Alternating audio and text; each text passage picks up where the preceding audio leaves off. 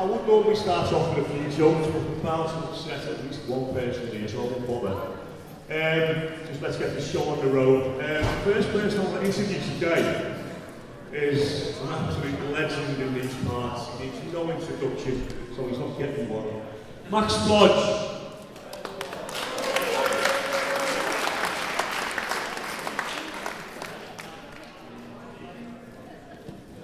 Take your time, Max.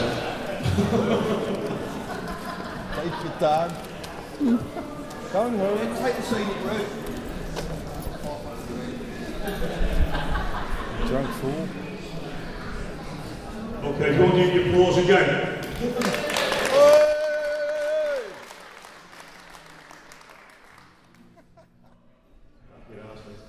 Oh man, he's wasted. Right, what the fuck do you want? No bingo this time. I'm going to talk about you. I know I've been roped into it as well. So, obviously everyone knows you. Yeah, but happened to happen down the mic, and obviously he was the front man of Splodge and Bounds, but there's more to you than that. It rhymes with front.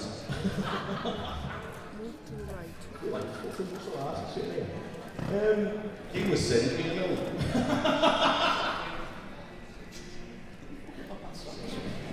Here we go, a bit of bondage.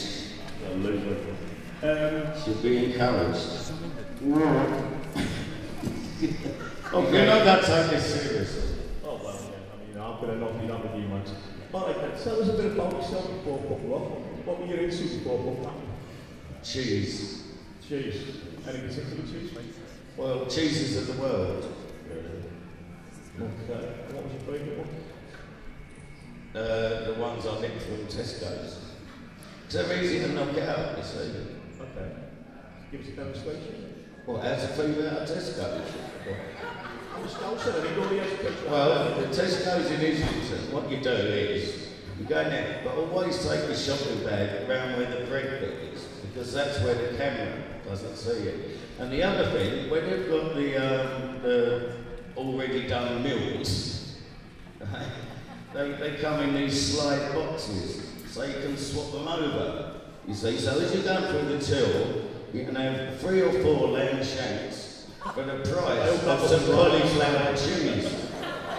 But then, some yuppie cunt who's having a dinner party that night will then come in to buy the 4 lamb shanks, go home, put it in their oven for 90 minutes or whatever it says, and there'll be this little bit of cauliflower cheese like that, and how I laugh. But there you go, ultimate cheese from Tesco. Dom, I hope you're listening to this. Which has absolutely got nothing to do with cheese. I don't know why you keep bringing cheese into this conversation. You're being silly. Yeah, I suppose I am really. Is there any chance of answering a real question or? Ooh, doubt it. Go for it. Alright. What I'd like to know, because it interests me as well, that you were a great band and one of my favourite bands. Is you also a friend of Gary Holmes, weren't you? The Heavy Metal Kids. Yeah, very much. Yeah. That's the Blood Festival. We used to stay together. We had a flat, I had a flat, but yeah, we shared a lot of time together. Yeah. But you got some great stories. Oh, Gary. Oh, yeah. We used to get into terrible trouble. Well, he was a bit older than me. And I remember once we was in a pub called the Ship in Waldorf Street. Oh, it was? And so down at the Embassy Club, anyway, that night was Elton John and Bernie Taupin's party. So we ended up back at Gary's flat up in Maida Vale. And then at about 2 o'clock in the morning, he said, "Should we go to Elton John's party?" So I said, "Where the fuck we go get into that?" He says, "I'll sort it out, I'll sort it out." So he's on the phone at the Embassy Club. He said, "We've been invited to Mr. Elton John and Bernie Taupin's party, and we said we couldn't make it, but we will be able to now because we've just flown in from Oslo, especially for it." And they've gone, "Yeah, all right." And Gary's gone, "Jump in the car." And he's pissed out his head, he's falling down the stairs, but he had this old motor. So we get in the car and we drive down to Bond Street, and as he's parking the car to go in, his motorbike pulls up right behind him and nips into the parking space. And the bloke gets out and says, "You've got to be quick to do that." And Gary, well, I see it in his face straight away, put it in reverse, the car, went over the motorbike, knocked the bloke over, went over the car about 2 or 3 times and got out and said, "Yeah, you've got to be fucking rich and famous to do that." Well, the car only cost him 130 quid. And rid off a motorbike. Little cunt. That's and obviously, was this you and Splodge at the time when you hung out with Dave? Yeah, well, the Splodgers, the second line-up of Splodgers were all, he was going to do the new heavy metal kids, and he had this band up in Yarmouth, and they recorded some stuff together, but then he got a lot of acting work. He went on to do Alfreda's One Pet and that, and was round his flat one night, and he said, "Hang on, I've got an idea here, Max." And he played with this tape. He said, "That band are all available." So I rang them up, and then they joined me. And there was a band before that called the Crabs. It was an original punk band, but they was going to be the new heavy metal kids. And one of them is still with me to this day. Yeah, Ronnie Rocker. And all the Crabs got the field session. They played down the Roxy. Did you play down the Roxy with the Tarts as well? Yeah, played down there with the Tarts. Yeah. I played with a lot of Tarts down there. Describe the Roxy for us. But anyone who doesn't know the Roxy is obviously famous. Well, the Roxy, it was only open for a very short time, but it was a very dark and dingy place. And but it was the punk place, really. You know, just turn up there wearing a big liner, have a fight with the Teddy Boys.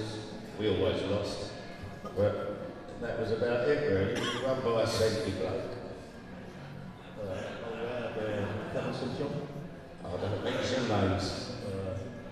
Okay, before we go on, I'm sure you'd like to swing. We had Butler. You'll have to be quicker than this, or someone else will have your job.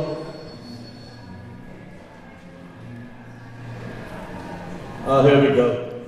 So yeah, the Butler. Yeah, I didn't tell you. I had a penis extension. Yeah? My house looks fucking stupid now.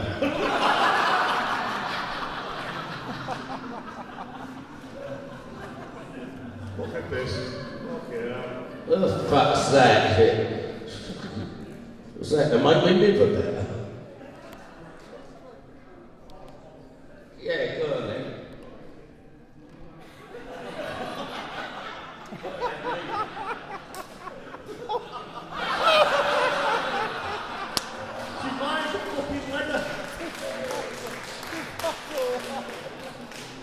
By the way, all of this is improvised. That's the first time you about it. Nice one, Don't Rat. worry about it, Rat Boy. I'll get treated on you.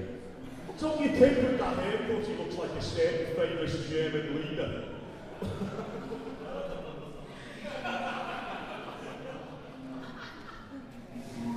Sex on legs. Well, we certainly don't.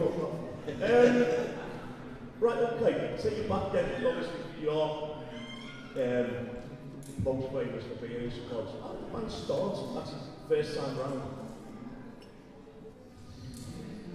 Well, we was all living in a big squat at the time, but everyone was in different bands. I was a drummer at the time, and we was reading a melody maker thing, and it said rock and something talent show anyway, and win a record deal or something. So we thought we'd enter it as a laugh, but we all had to play the wrong instruments.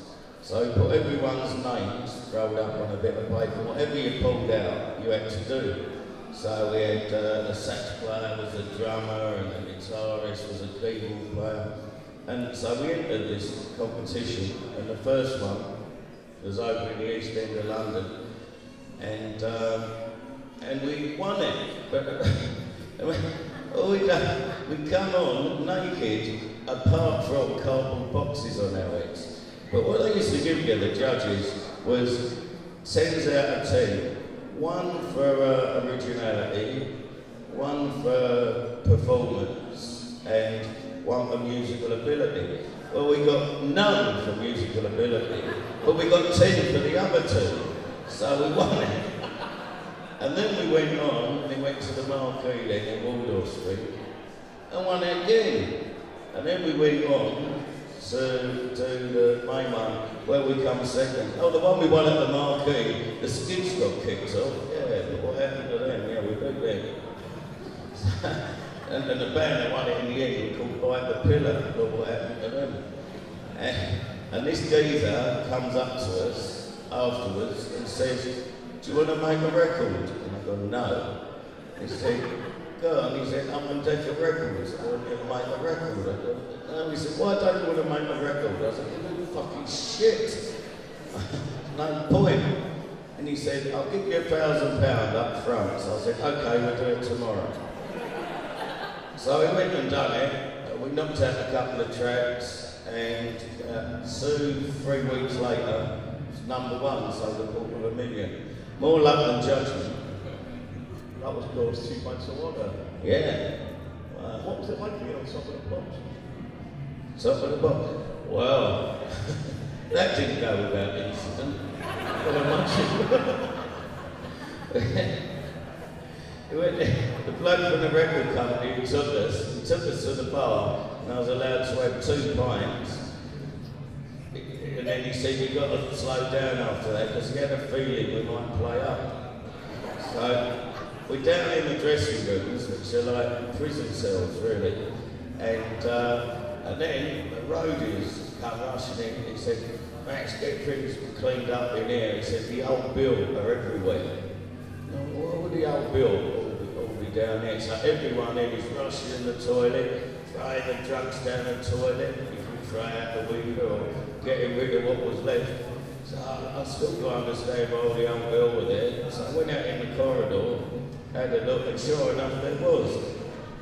But not exactly. It was Ian Dury and the Blockheads dressed as policemen, because they was doing that song, "I Want to Be Straight." Terrible waste of drugs. And obviously you also had a hit with the famous Rolf Harris song as well. Yeah, yeah. Is it true you used to get thrown out of Rolf Harris's gigs? No, I got thrown out of Rolf Harris's gig once. We used to go as the young Rolf Rebels, and we used to go up the front and start pogoing. But Rolf, I love Rolf, I won't have a word said against him, but I can tell you something about his private life. Once. Any technical orders could be turned off now, please? We can't afford the lawsuits. When I was in this pub, it's next to Melody Maker, down in Holborn, and Carol Clark, God bless her, she's dead now, lovely girl, God bless her, and she wanted me, and I think it was Spike from the Choir Boys, anyway, one of them, we was introducing Rolf. Anyway, I'm a terrible man for when one of my lot said to me, "I bet you wouldn't," then I have to do it. It's been a law, bet you wouldn't, it's going to happen. So Rolf had come down with his daughter and his wife, because they was going to the theatre right opposite. So, as they took me at the bar and said, "I bet you wouldn't shit in Rolf Harris's bags, Rolf Harris's wife's handbag." Well, what can you do?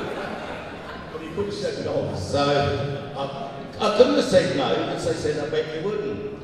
So, while someone was getting Rolf and his missus talking, I sloped off to the toilet, and I shit in Rolf Harris's wife's handbag, as you would. But then, this is the weird thing about it. When we put it back, and Rolf Harris's wife found it, when she went to bought a drink, she looked at it and gone, "Rolf, you dirty fucker," and started hitting him down the head with it. Now, you would have thought his wife would have thought, well, it wouldn't have been Rolf. He got the blame. So you actually didn't sound like there was a lot of surprise there either, so you didn't happy with that a lot? What, shitting people's handbags? Yeah, I'll try to when I can. Yeah. But fair enough. Yeah, anything for a big low prize. It's an interesting one, yeah. Better than fucking Kit Kat, some poor cunt got in the year. Actually led into quite nicely. Bingo, where's it come from? Bingo? Yeah, what's with the bingo? Well, it comes from Mongolia, doesn't it? Where, of course, you are also very popular. In Mongolia? Well, that is my hometown. There's actually won a DNA test in a Mongolian restaurant and proved that I am actually related to Genghis Khan. I was going to bring that up. You are a warrior of Genghis Khan. Huh? A warrior of Genghis Khan. Well, I mean, everyone. When I got the certificate back from Oxford ancestors, I look, it's proved I'm a Mongol. And everyone just said, well, I could have told you that fucking years ago. Not really answering that's all, isn't it? So yeah, so what's going on with the band now then? I mean, I know you released a couple of albums a few years ago. Is anything new in the pipeline? Or? Yeah, there will be. There's a new album what we're working on at the moment, which is going to be called Standing on the Shoulders of Dwarves. I've got that coming up. And, well, that's about it. Yeah.